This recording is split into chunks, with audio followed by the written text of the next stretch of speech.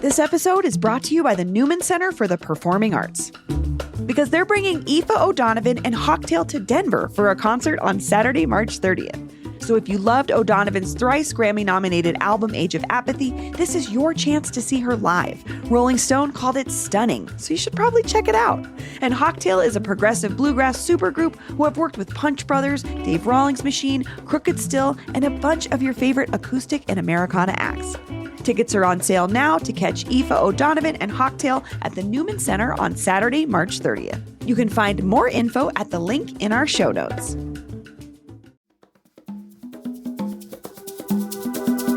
Today on CityCast Denver, cowboy hats and jeans, athletic wear and dress shoes, three-piece suits and sneakers.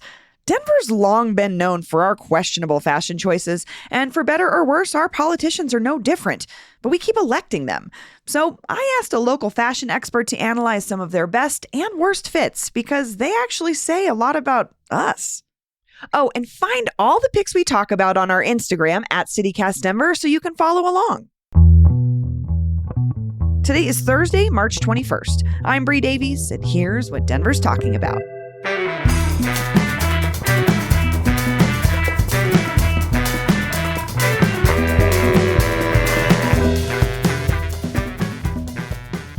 David Casados, welcome back to CityCast Denver. Thanks for having me back, Bree. So, you're one of the best dressed people I know. Oh, thanks. You're being really modest right now. You dressed people for a living for a long time. That was your job, even though you were a modest boy from Pueblo who used to work at Kmart. Indeed. Indeed.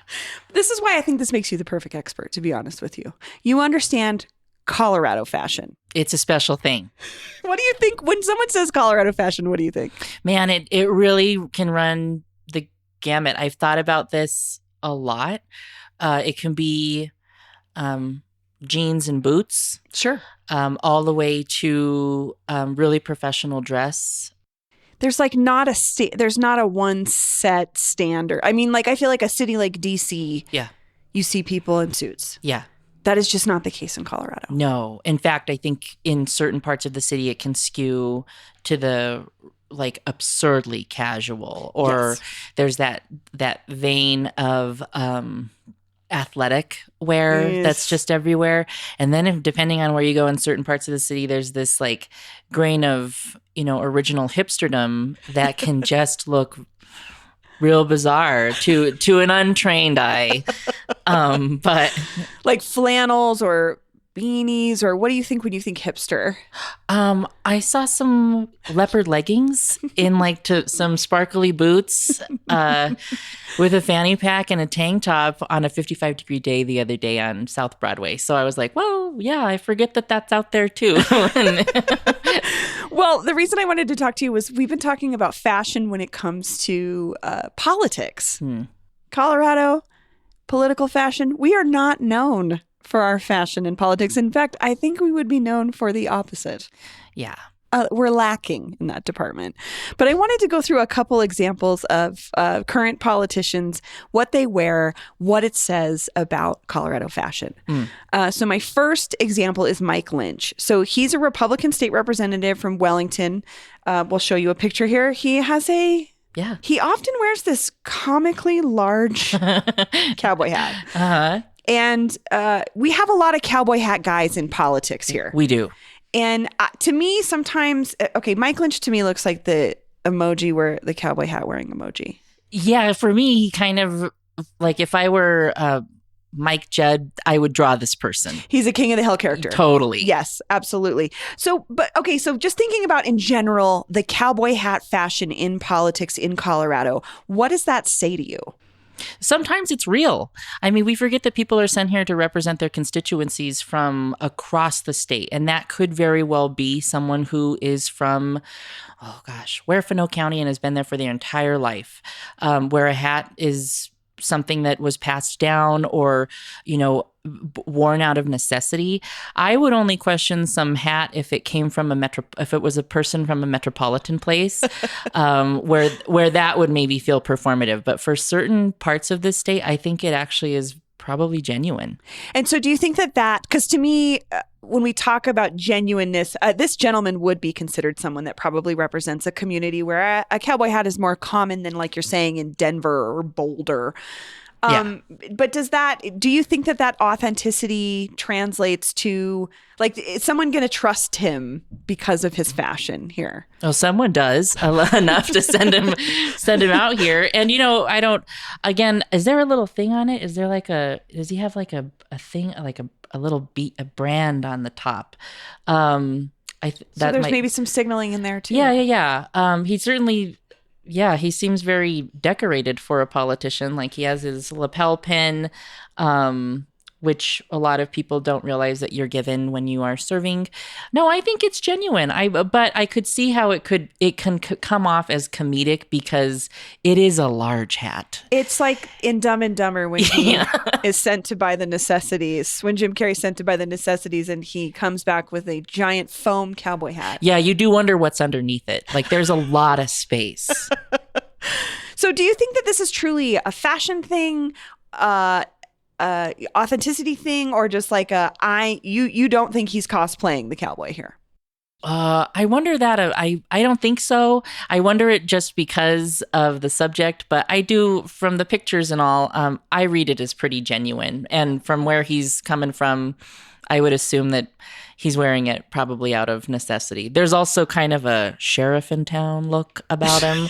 So which signals to a lot of people a safety thing, or someone you trust. If I put a hat on, the right one, I could look like a drill sergeant. And it works. It can really work. Okay, our next Exhibit B is Leslie Herod. I picked her in part because she always looks bold. Amazing. Yes. Amazing. So she's a Democrat in the Colorado House of Representatives, 8th District. She's definitely a city gal. That's who she represents. She actually has she had a stylist for her mayoral campaign who's in that picture with her with the long blue, Little Fresh Sam, who's someone we've actually had her on the show. She's a Colorado native as well.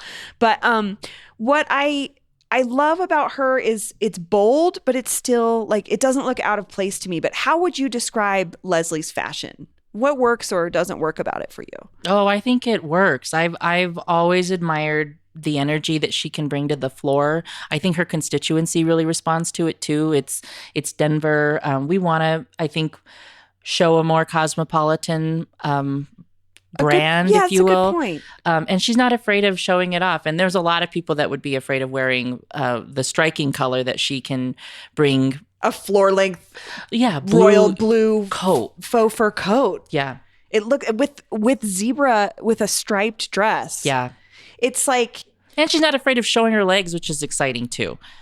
And I think celebrating her body. Yeah, I was going to say she really dresses for her body, but the patterns and stuff, I think some people would steer clear of that because it sends such a message. Why do you think her fashion really works for her? I think it's genuine. You see it as genuine. It's a good representation of who she is. Yeah. When I was thinking about this, I thought a lot about the civil servants that I came across when I briefly lived in Canada, and how global the civil service looked in Canada because they weren't afraid of bringing their heritage to work. Sure. And I really think that Leslie can celebrate her individuality in a really exciting way with what she wears. Yeah, I mean, that's the thing too, and she talks about this, and I think it's definitely reflected in her politics and her political stances, and why she is a popular representative is she's a queer Black woman. Mm-hmm. You're already going to get attention for that, and she's not trying to hide that in any sense. I think she's celebrating it through her clothes almost. I agree, yeah. And I think it's a brave choice too, some would say. Yeah, and definitely makes the job look more fun. I mean, I don't know that a lot of people that arrive to the State House to do the important work of legislating want to look joyous, but she looks happy with what she's contributing. And I kind of like that because it is like an opposite to like the disheveled, hurried, somebody who's in like a wrinkly shirt. Like, she means business, but she also is like, I'm not afraid to stand out in a fashion sense as well. I already stand out, and I'm going to celebrate that all the more. Totally. Totally. Shipping can make or break a sale, so optimize how you ship your orders with ShipStation. They make it easy to automate and manage orders no matter how big your business grows. And they might even be able to help reduce shipping and warehouse costs. So optimize and keep up your momentum for growth with ShipStation. Sign up for your free 60-day trial now at ShipStation.com and use the code POD. That's ShipStation.com with the code POD. All right, next up is Representative Lauren Boebert. My congresswoman. This is partially why I wanted to talk to you about Lauren Boebert. Is obviously she is an internationally known Colorado politician, which is interesting in its own right. This picture we're looking at in particular right now, she's wearing a dress that says "Let's Go Brandon" on the back, but she dresses really well for her body type. She dresses really, to me. So this is how I would describe her fashion: is it's very mall, right? Yeah. It's off the rack. It's like when you go to Express and you get your business casual wear and something you're probably gonna wear to the club. Same thing. I am not dissing this though. No. I think that she attempts to represent her people through her clothes in a way that's like, I'm the everyday person. What do you read in her outfits? I mean, putting politics aside, because this is the thing, was like, I wanted to talk about her dress. Yeah. Without getting, I mean, obviously, in politics, it says "Let's Go Brandon" on the back of her dress. I was going to say, we can put politics aside, but when it's put on the clothing like that, I don't know that I can get around it. But I mean, I would say for the 3rd Congressional District's representatives, she's by far the most fashionable so far. But I don't know that is. Do you think it matters to her constituents? I don't know. I don't think so. As much as we would think. Like, there's a lot of, we're looking at pictures right now. There's one of her in front of her grill. And when you said, this was the picture that came up when you said, get something for the office and the club, and it totally is that outfit. It is something that a lot of our friends would have worn a while, not too long ago, and probably would have went to like Lime after work or something. Yeah, to get a drink downtown. She's wearing like a blazer, but she's also wearing like a patterned ruffly shirt. Yeah. And she's got like jeans, the Glock on her leg. The Glock on her leg. Wow. Which is like shocking to me, but also you live in her district. Do you think that this resonates or matters to voters? You know, I as someone who's around a lot of really incredible young women, I am surprised that she's not pointed to as an example more often. I mean, when we think about what this can kind of look like, it can, especially with the outfit that's emboldened with, you know, let's go Brandon. Let's go Brandon, right. It does say, I'm here for celebrity and not necessarily for service. Yeah. And I think that for a lot of native Coloradans can sting.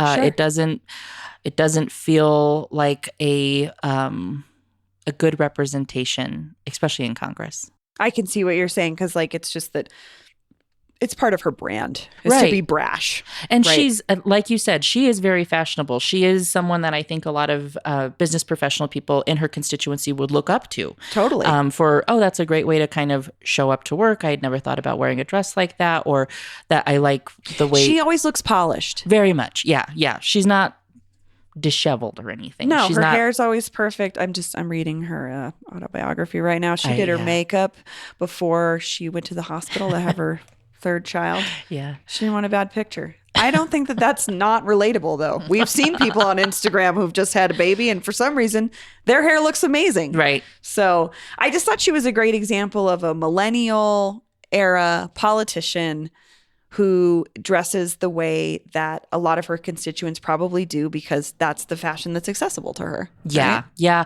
I think she's an interesting personality to watch for sure.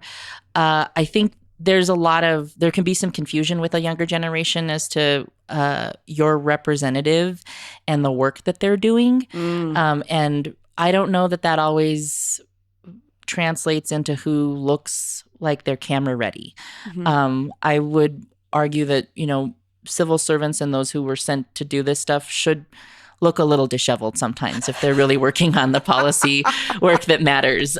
So, take the time to do your makeup before a picture's taken or something. But there are moments, especially in the world that we live in today, where if it doesn't look like you've been doing the work, we might not believe that you are doing that work. 100%. That's so interesting. I wanted to get into her eyebrows because you can't see in this photo really, but she suffers from the Gen X millennial tadpole eyebrow, which I also am afflicted with. So I understand, as you know, as my former roommate, I have to draw those on, and I think she does too. But that is choices we make. Those are choices we make. Our last politician is probably the most divisive in the history of Colorado fashion, Governor Jared Polis. Yeah. Okay, let's... Well, first of all, we're looking at his signature look, which is blue sneakers. He loves a blue sneaker with slacks. Yeah, like a dress walking shoe, like a orthotic, something very prescription-y. And he really he leans into that. But yeah.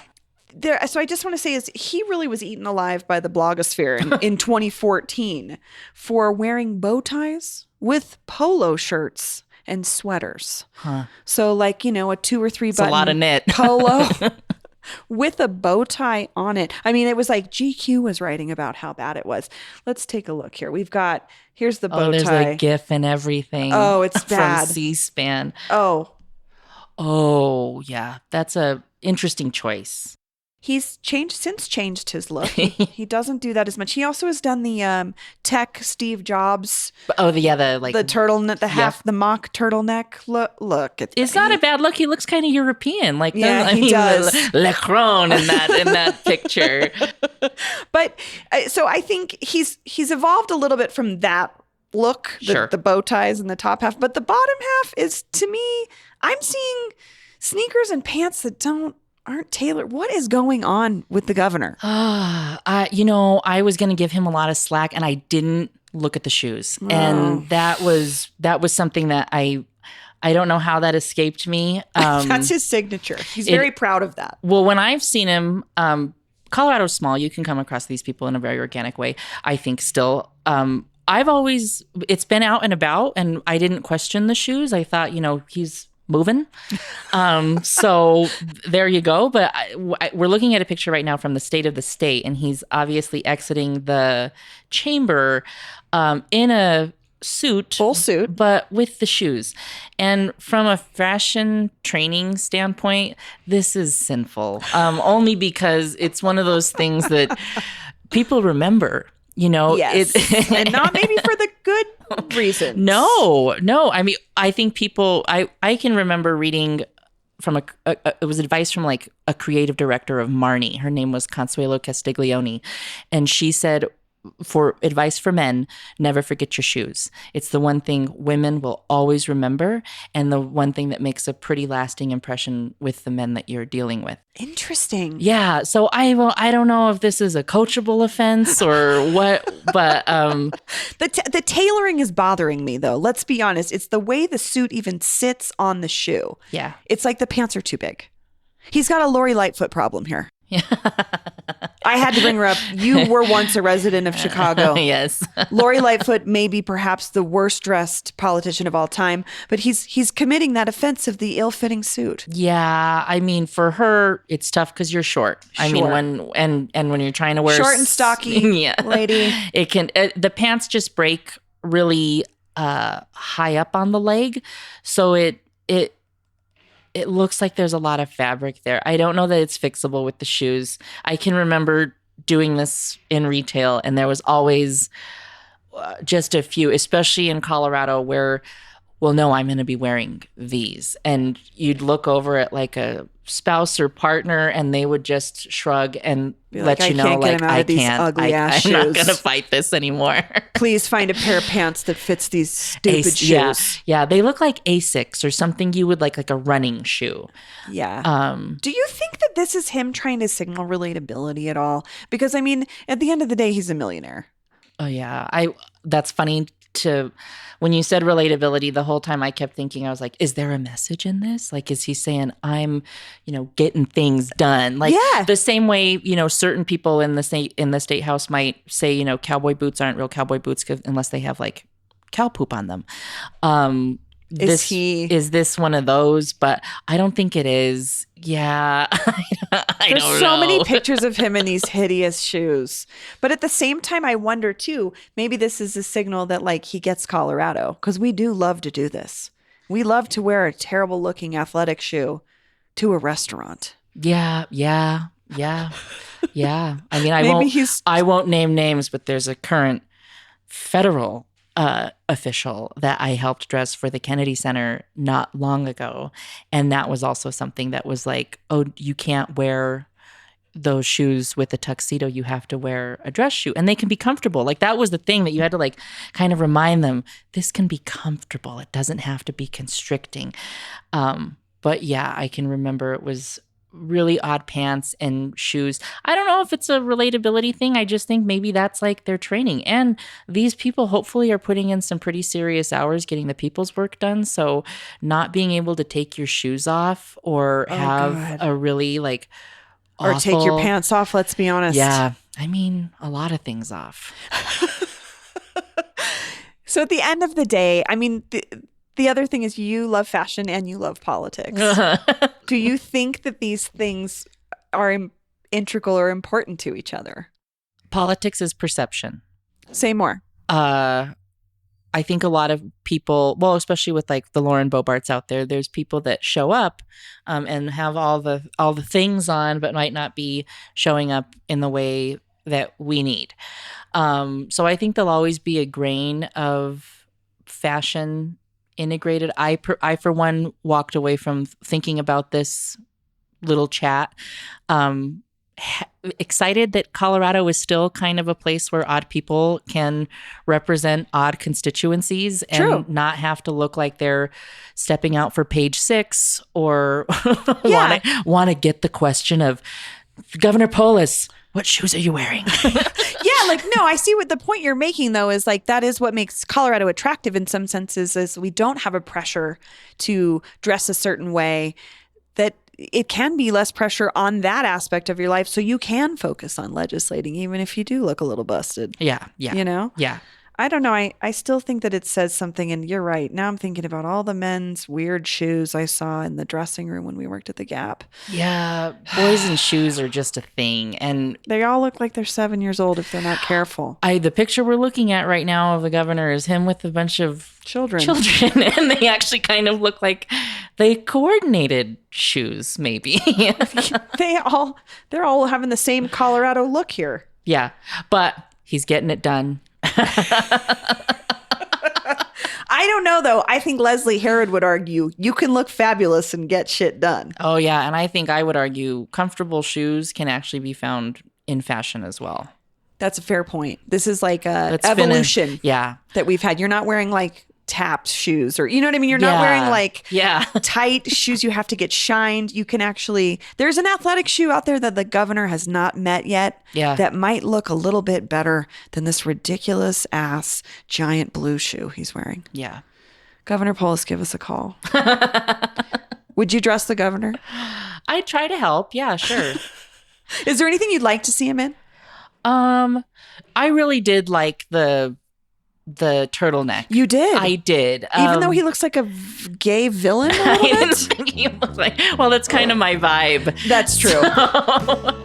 You do love a gay villain. I do. No, I mean, I liked that. I liked that. I think it's a good look. I think it's a good look. I think he can also, with a quick little update of those shoes and just knowing like we can keep the sneakers in the car for you can still have you can still have that trademark look. Just do it a little bit. More refined. Let's finish the look. Like it's all fine up top.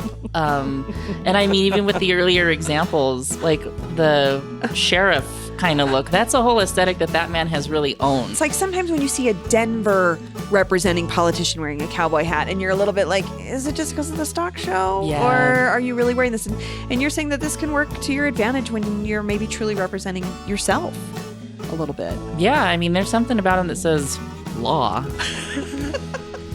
He's giving law and order. Yeah. David Casados, thank you so much for joining me. Thanks for having me, Bree.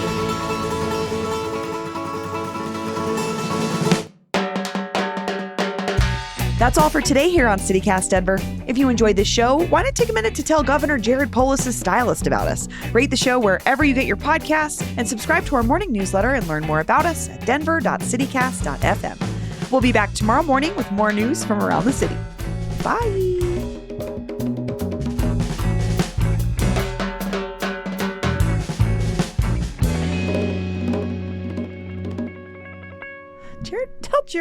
Tell Governor Jared Polis' stylist who we hope he has on staff about us. Just kidding.